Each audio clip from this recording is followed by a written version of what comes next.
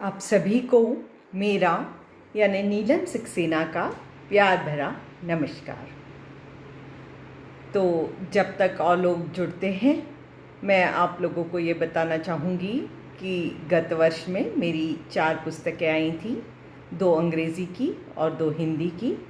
अंग्रेज़ी प्रेमियों के लिए एक नॉवल द रेड डायरी और एक short story collection lines of fate, और हिंदी प्रेमियों के लिए रंग भरा तोहफा, ये कहानी संग्रह, और कई बसंत देखे हैं मैंने, ये काव्य संग्रह है।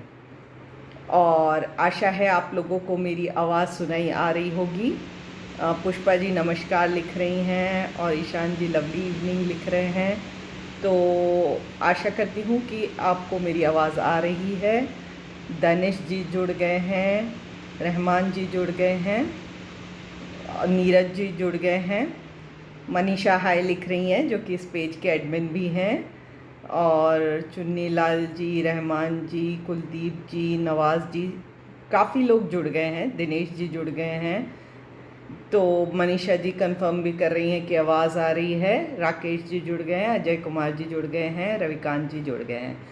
तो दोस्तों, आजकल हम लोग ज़िंदगी में बड़े ऊंचे नीचे रास्ते तय कर रहे हैं, और ये ऊंचे नीचे रास्ते जो हम तय कर रहे हैं, इसने हमको ज़िंदगी की कई गहराइयों को सोचने के लिए मजबूर कर दिया है। आज जो मैं कविताएं आपके सामने पेश करूंगी, उसमें कुछ इन्हीं गहराइयों के बारे में बात करने की कोशिश करूंगी। तो सबसे पहले सुनाना चाहूँगी एक 4 लाइनर। पीले पत्ते सी मेरी हैसियत टूटना ही है एक दिन। पीले पत्ते सी मेरी हैसियत टूटना ही है एक दिन। हर लम्हा मस्त गुजारती हूँ, नहीं जीती मैं जिंदगी गिन गिन। हर लम्हा मस्त गुजारती हूँ, नहीं जीती मैं जिंदगी गिन गिन। तो प्रस्तुत है आज की पहली कविता, जिसका शीर्षक है ये लम्हा। ये जो लम्हा आज मेरा है, कल नहीं रहेगा मेरा। ये जो लम्हा आज मेरा है, कल नहीं रहेगा मेरा। ये बीत गया होगा, या किसी काल कोठरी में कैद हो सिसकियां ले रहा होगा, या किसी संदूकची में बंद सड़ गल रहा होगा, या सीली हवाओं में जंग खा रहा होगा। पर ये भी तो हो सकता है ना कि इस पर बादल बरस जाए और ये खिल उठे किसी गुल सा, और महकाने लगे गुलिस्तान। आशावादी हूँ, यही विश्वास है कि नहीं खाएगा अब ये वक्त के हाथों मार, बल्कि उड़ने लगेगा किसी परिंदे सा। यही विश्वास है कि नहीं खाएगा अब ये वक्त के हाथों मार, बल्कि उड़ने लगेगा किसी परिंदे सा। तो ये कविता में यही आस है कि ये जो हमारे दुख भरे दिन हैं, ये ख़त्म हो जाएंगे और एक बार फिर से हम मुस्कुराने लगेंगे, एक दूसरे से मिलने लगेंगे और हंसने खिलखिलाने लगेंगे। तो आज चूँकि बहुत ज़्यादा लोग जुड़े हुए हैं, तो मैं सबका नाम तो नहीं ले पाऊँगी, परंतु बाद में आप सभी के कमेंट्स पढ़ूँगी और लाइक भी करने की कोशिश करूँगी। तो सुनाना चाहूँगी एक 4 लाइनर। आंधी जब साए साए चले, तुम अपने अंदर की खामोशी सुनना। आंधी जब साए साए चले, तुम अपने अंदर की खामोशी सुनना। जब सब कुछ टूटा टूटा सा लगे, अपने मन में ख्वाब तुम बुनना। जब सब कुछ टूटा टूटा सा लगे, अपने मन में ख्वाब तुम बुनना। तो अगली कविता जो मैं आपके सामने पेश करने जा रही हूँ, उसका शीर्षक है मौन। कौन कहता है कि मौन का किसी खास परिस्थिति में जन्म होता है? कौन कहता है कि मौन का किसी खास परिस्थिति में जन्म होता है? मौन तो हमारे साथ हरदम रहता है, और बिल्कुल हमारी परछाई सा हमारे साथ साथ चलता है। जब हम रोशनी के एकदम पास से इत्मीनान से गुजर रहे होते हैं, परछाई की तरह ही मौन भी छोटा हो जाता है। जब हम रोशनी के एकदम पास से इत्मीनान से गुजर रहे होते हैं, परछाई की तरह ही मौन भी छोटा हो जाता है। पर जब रोशनी कुछ दूर सरकती नजर आती है, मौन का रूप बड़ा हो जाता है और वो हमारे लबों पर अपना घर बना लेता है। पर जब रोशनी कुछ दूर सरकती नजर आती है, मौन का रूप बड़ा हो जाता है और वो हमारे लबों पर अपना घर बना लेता है। कौन कहता है कि मौन अच्छा नहीं होता? कौन कहता है कि मौन अच्छा नहीं होता? मौन का दामन ओढ़ने पर ही नजर आते हैं जिंदगी के गहन रहस्य। सिद्धार्थ ने भी जब मौन को गले से लगाया था, तभी वो बन पाया था गौतम बुद्ध। सिद्धार्थ ने भी जब मौन को गले से लगाया था, तभी वो बन पाया था गौतम बुद्ध और खोजे थे उसने जिंदगी के न जाने कितने अमूल्य खजाने। जब भी तुम्हें लगे कि रोशनी कहीं विलीन हो रही है, मौन को लबों पर घर बसा लेने देना। जब भी तुम्हें लगे कि रोशनी कहीं विलीन हो रही है, मौन को लबों पर घर बसा लेने देना। न जाने कौन कौन से रहस्य वो खोलता ही जाएगा और तुम्हारे जिगर के किसी कोने में बसने देगा मकान इतनी रोशनी का कि तुम्हें ज़रूरत ही नहीं रहेगी किसी और रोशनी की। मौन को लबों पर घर बसा लेने देना, न जाने कौन कौन से रहस्य वो खोलता ही जाएगा और तुम्हारे जिगर के किसी कोने में बसने देगा मकान इतनी रोशनी का कि तुम्हें ज़रूरत ही नहीं रहेगी किसी और रोशनी की।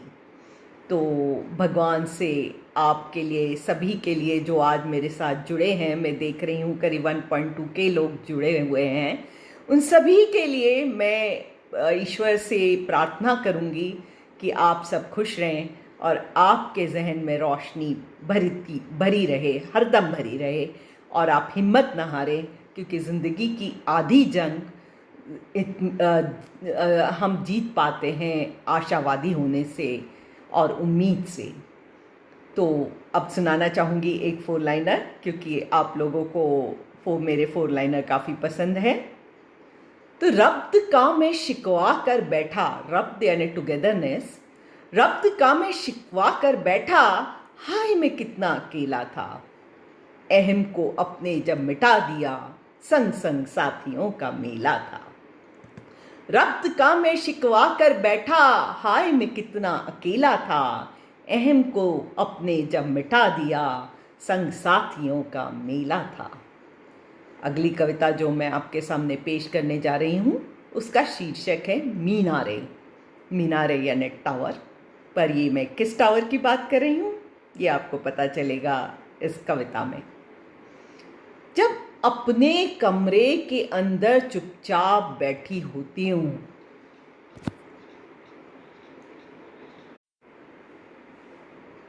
सॉरी कुछ इंटरप्शन हो गया था, तो मैं ये कविता फिर से पेश करूँगी। मीनारे। जब अपने कमरे के अंदर चुपचाप बैठी होती हूँ, अक्सर धड़ाक और चटक की आवाज़ें आती हैं और मैं बाहर दौड़ पड़ती हूँ देखने के कि ये कैसी आवाज़ें हैं।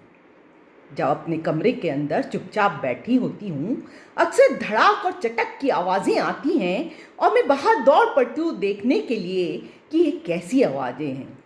जानना चाहती हूँ कि कहाँ से निकली ये आवाज़ें।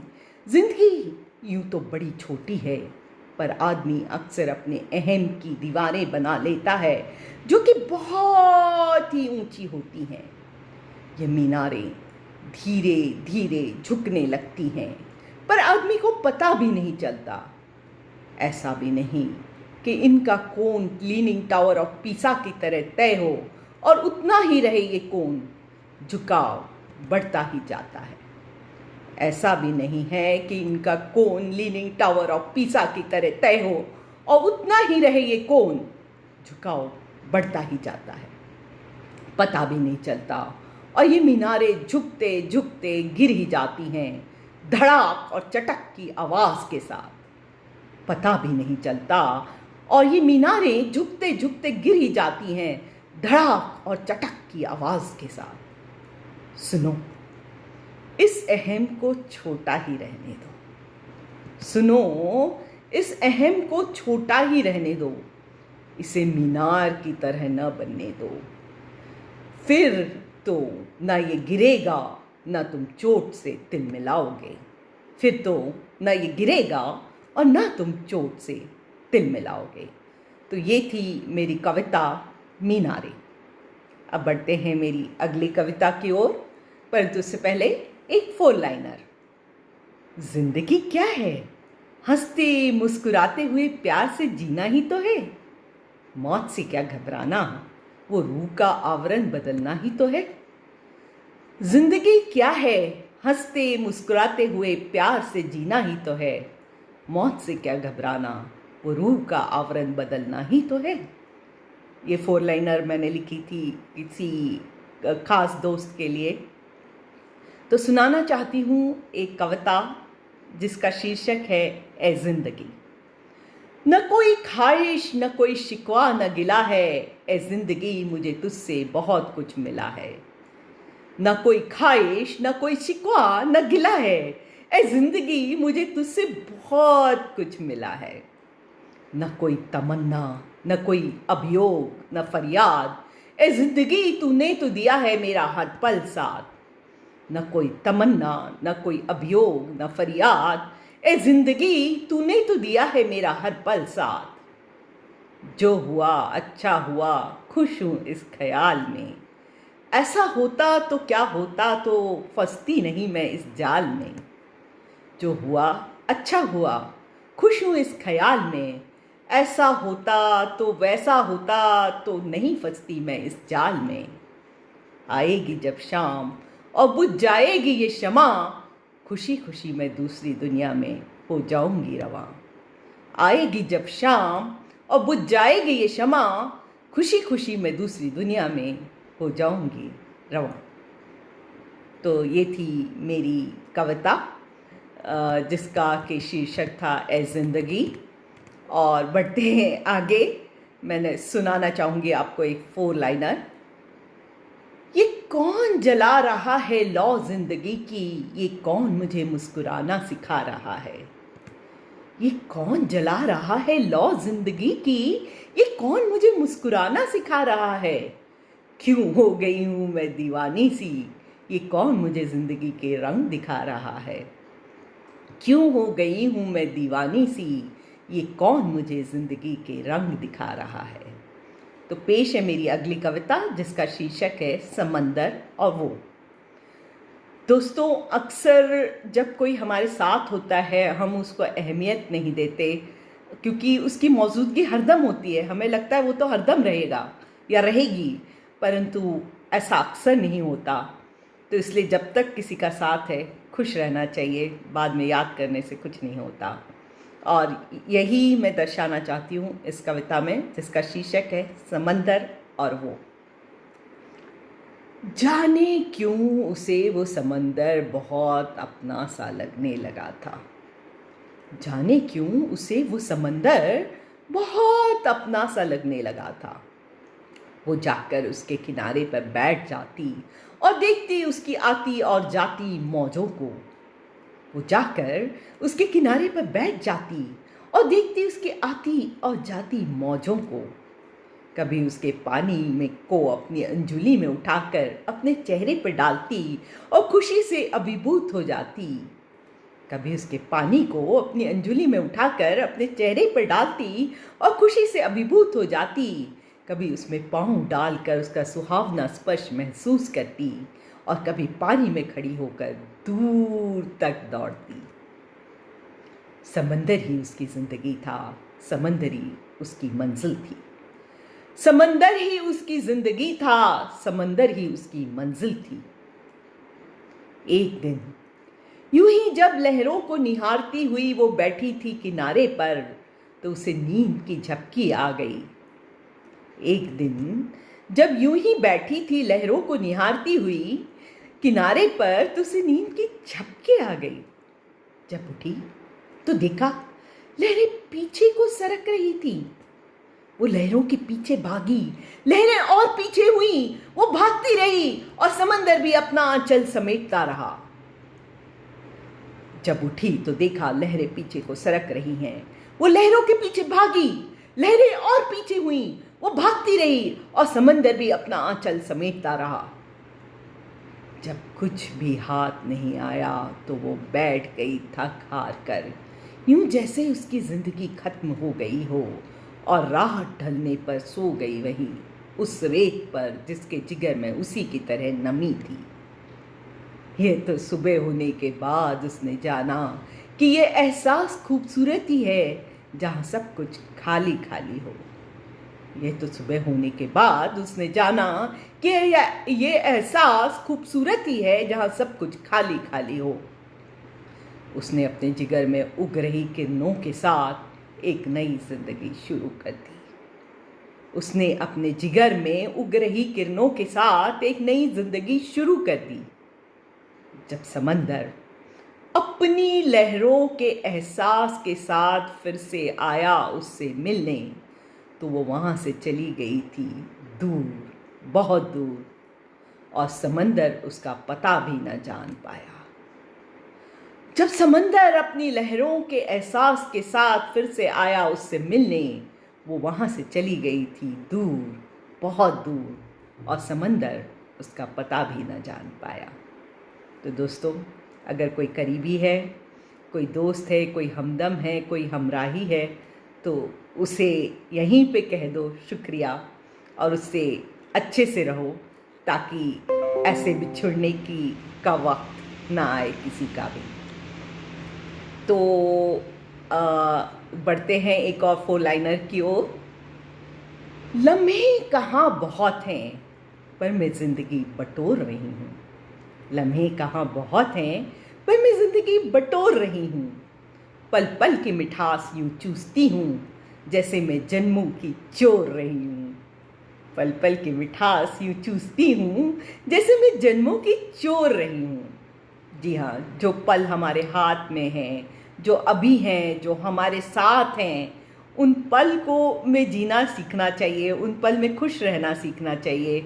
और आजकल तो ये सब आप लोग बहुत अच्छे से समझ रहे होंगे कि पल में जीना कितना ज़रूरी है, और यदि हम इस पल में नहीं जिए और आगे पीछे की सोचते रहे तो कभी हम खुश रह ही नहीं सकते, और हम हरदम आस ही करते रह जाएंगे कि ऐसा होता, वैसा होता, यूँ होता, वो वैसा होता।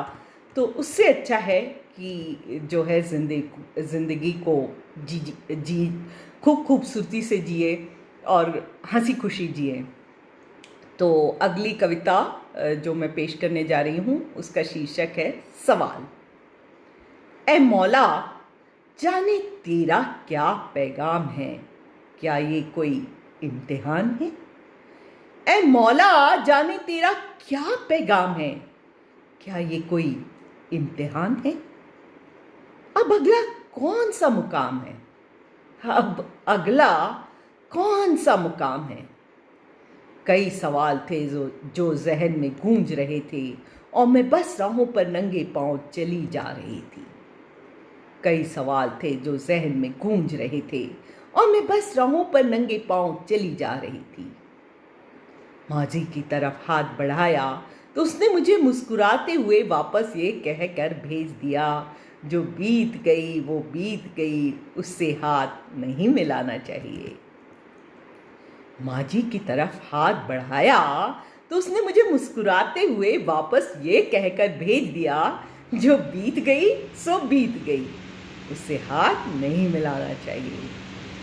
मुस्तकबिल की तरफ पांव बढ़ाने की कई बार कोशिश की, पर उसने ये कहे वापस भेज दिया, जो हो सो हो, और जब हो उसे गले से लगा लेना। मुस्तकबिल की तरफ पांव बढ़ाने की कई बार कोशिश की, पर उसने ये कह भेज दिया, जो हो सो हो, और जब हो उसे गले से लगा लेना। वापस मैंने अपने काम आज की तरफ बढ़ा लिए हैं, और फिलहाल मेरे जहन में उग रहे सवालों से कह दिया है, चले जाओ तुम भी यहाँ से, और मुझे खुशी से इन खास लम्हों में जी लेने दो। वापस मैंने अपने गांव आज की तरफ बढ़ा लिए हैं और फिलहाल मेरे जहन में उग रहे सवालों से कह दिया है, चले जाओ तुम भी यहाँ से और मुझे खुशी से इन खास लम्हों में जी लेने दो। जी हाँ, जो लम्हे आज हैं, जो आज मेरी मुट्ठी में हैं, वो बहुत ख़ास है और मेरे ख़ास लोगों के साथ हैं और आपसे जुड़ रही हूँ। ये पल भी ख़ास हैं, तो इन पलों को मैं सहेज कर रखना चाहती हूँ। आप भी अपने साथियों से सहित, अपने परिवार सहित जुड़े रहें और इस खूबसूरत पलों को अपने जहन के किसी कमरे में संभाल के रखें, क्योंकि ये पल बहुत ख़ास होते हैं, बहुत सुनहरे होते हैं। तो दोस्तों, वक्त का तो पता ही नहीं चलता और जो है मेरा सेशन ख़त्म होने का भी वक्त आ जाता है।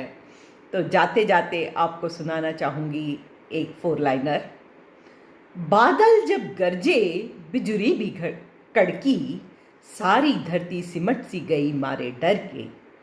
बादल जब गरजे बिजुरी भी कड़की, सारी धरती सिमट सी गई मारे डर के। पर फिर एक सुनहरी सी छटा छा गई, धरती खुश थी इस तरह निखर के। पर फिर एक सुनहरी सी छटा छा गई, धरती खुश थी इस तरह निखर के। तो दोस्तों, खुशी भरे दिन ज़रूर आएंगे और बस थोड़ा संयम बनाए रखिए और सारे नियम ज़रूर पालन करिए। मास्क कभी नहीं उतारिए और खास मीन्स किसी के साथ हो तो मास्क मत उतारिए, सैनिटाइज़र का उपयोग करिए और सब लोग सुखी रहिए, स्वस्थ रहिए। इसी कामना के सहित मैं आपसे विदा लेना चाहूँगी। नमस्कार और मिलते हैं फिर जल्दी ही। शुक्रिया।